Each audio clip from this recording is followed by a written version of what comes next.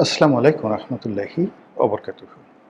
সম্মানিত দর্শক, দেশে বিএনপির শাসন শুরু হয়ে গেছে এবং সারা দেশে প্রায় প্রতিদিনই একটি না একটি ঘটনা ঘটানো হচ্ছে বা একটি না একটি ঘটনাকে সামনে আনা হচ্ছে, যাতে করে বিএনপির যিনি সরকার প্রধান জনাব তারেক রহমান, তার মহত্ব, তার উদারতা, তার বিশালত্ব এবং রাষ্ট্র পরিচালনায় যে তিনি অনন্য, এই জিনিসগুলো বিএনপি তুলে ধরার চেষ্টা করছে। তিনি সাধারণ মানুষের মতো যানজট পার হচ্ছেন, তার গাড়ি যানজটে আটকে আছে। এগুলোকে লাইমলাইটে এনে তিনি যে কত বড় নেতা, তিনি যে কত বড় মহান, যা আগে এরশাদ সাহেব, শেখ হাসিনা, এমনকি বেগম জিয়া বা জিয়াউর রহমান সাহেবও করতে সাহস পাননি, ঠিক সেইভাবে তিনি সাধারণ মতো জীবনযাপন করছেন। এটাকে জনগণের সামনে এনে তাকে জনগণের নেতা বানানোর চেষ্টা করা হচ্ছে। এর বাইরে যারা মন্ত্রী মহোদয় রয়েছেন, তারা নানা রকম কথা বলে, কাজকর্ম করে, অ্যাকশন দেখিয়ে তারেক রহমান সাহেবের স্বপ্ন পূরণ করা, বিএনপিকে জনমুখী করা এবং যে কোনো মূল্যে রাজনৈতিকভাবে আওয়ামী লীগকে পেছনে ফেলে দেওয়ার জন্য প্রায় সব কাজই তারা করছেন। ক্ষমতা গ্রহণ করার সাথে সাথেই বিভিন্ন এলাকাতে বিএনপি যারা নেতাকর্মী, তারা খাল খনন, খাল পরিষ্কার ইত্যাদি নানা কর্মে নিজেরা ব্যস্ত হয়ে পড়েছেন এবং চারিদিকে যারা জনগণ দেখছেন, সবাই বলার চেষ্টা করছেন ধন্য ধন্য ধন্য। তারপর সাধু সাধু সাধু, নেতা তো এরকমই হওয়া উচিত, দল তো এরকমই হওয়া উচিত। আসার সঙ্গে সঙ্গে খাল কাটা শুরু করে দিয়েছে, আসার সঙ্গে সঙ্গে ফ্যামিলি কার্ড দেখা শুরু করেছে। ঈদের আগে ইমাম মুয়াজ্জিনদেরকে সরকারি তহবিল থেকে টাকা দেয়া হবে। তারপর সেই 50 লাখ পরিবারকে ফ্যামিলি কার্ড দেয়া হবে এবং এটা সেনাবাহিনীর মাধ্যমে বিতরণ করা হবে। এই কাজগুলো সরকার খুব জোরে সোরে শুরু করছে।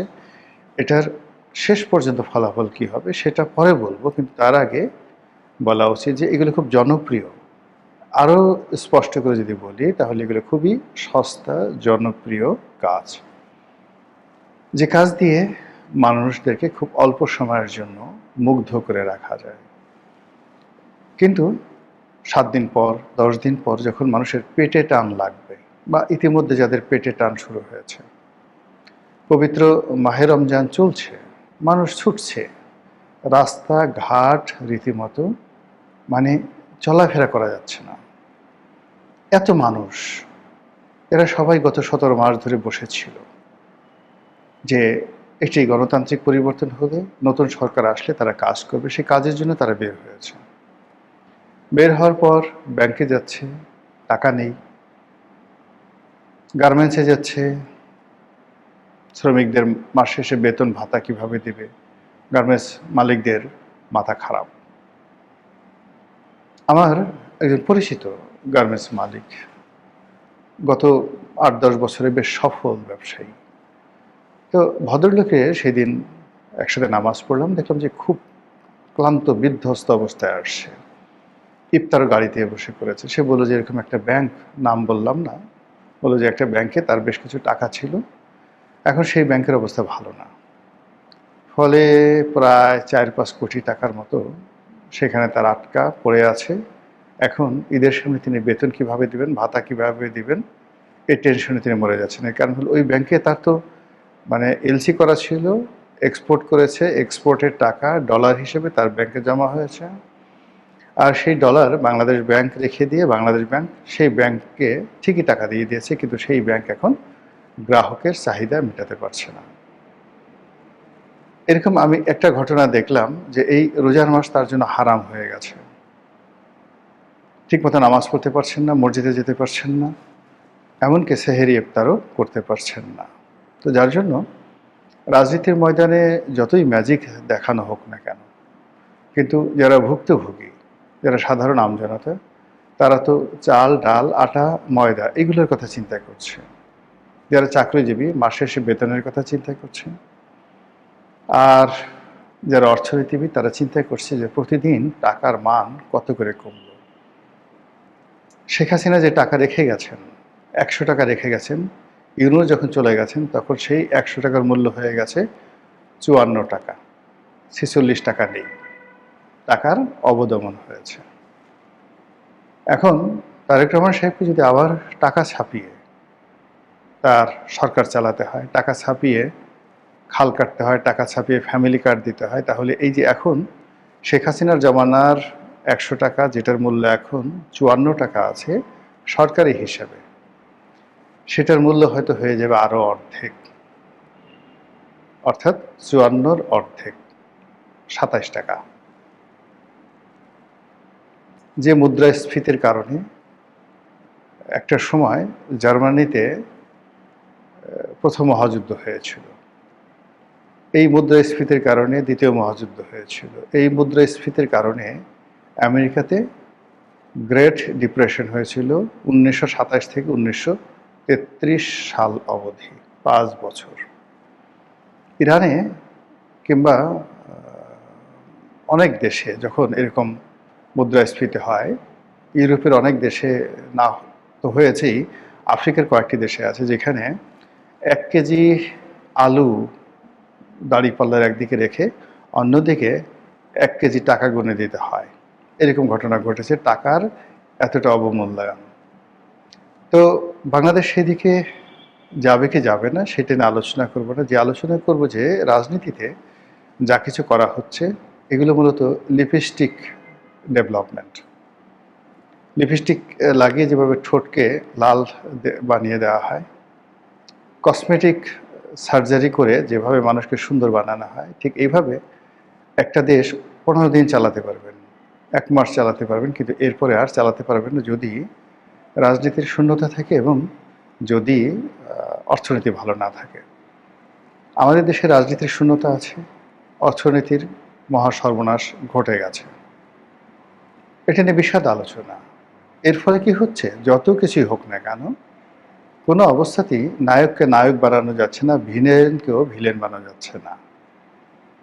গত 17 মাস ধরে শেখ হাসিনাকে, আওয়ামী লীগকে অপান্তেয় করার জন্য, অপ্রয়োজনীয় করার জন্য ডক্টর মোহাম্মদ ইউনূস এবং তার পারিষদবর্গ সর্বোচ্চ চেষ্টা করেছেন, কিন্তু ফলাফল শূন্য। তাকে চলে যেতে হয়েছে অপমানজনকভাবে, এবং তার সঙ্গে যারা ছিলেন তাদের সবাইকে তিনি বিপদে ফেলেছেন। তার উপদেষ্টা, তার কিংস পার্টির কুশীলব, এমনকি তার উপর নির্ভর করে জামাত ক্ষমতা আসার যে স্বপ্ন দেখেছিল এবং যে হুম্বিতম্বি করেছিল, এটি এখন রীতিমতো জামাতের জন্য বুমেরাং হয়ে পড়েছে। আমি গত 17 মাস ধরে বলে আসছি যে বিএনপি ছলে বলে কৌশলে ক্ষমতায় আসার চেষ্টা করছে, এবং ক্ষমতায় আসার পর তারা জামাতকে এমন ডলা দিবে, 22 ডলা, যে ডলা পর জামাতের লোকজন বলবে যে আওয়ামী লীগের জমানাতে খুব ভালো ছিলাম, এবং ঘটনা সেই দিকে যাচ্ছে। চারিদিকে জামাতের নিস্তব্ধতা। নাসিরউদ্দিন পাটোয়ারির বড় বড় কত কথাবার্তাগুলো এখন নেই। সে হেসে হেসে বলছে যে এখন তো আমি সালাউদ্দিন সাহেবকে কিছু বলতে পারবো না, সালাউদ্দিন সাহেব স্বরাষ্ট্রমন্ত্রী হয়ে গেছেন, এখন কিছু বললে আমাকে গ্রেপ্তার করবেন। আরে বাবা, পারলে এখন সাহস দেখাও, এখন কক্সবাজার গিয়ে সালাউদ্দিনকে গালাগাল করো, এখন পারলে মির্জা আব্বাসের বাসায় গিয়ে ভুকা দাও, তাকে গিয়ে চাঁদাবাজ বলো, কি খবর চাঁদাবাজ, কেমন আছো, এখন গিয়ে বলো না, দেখি কেমন পারো।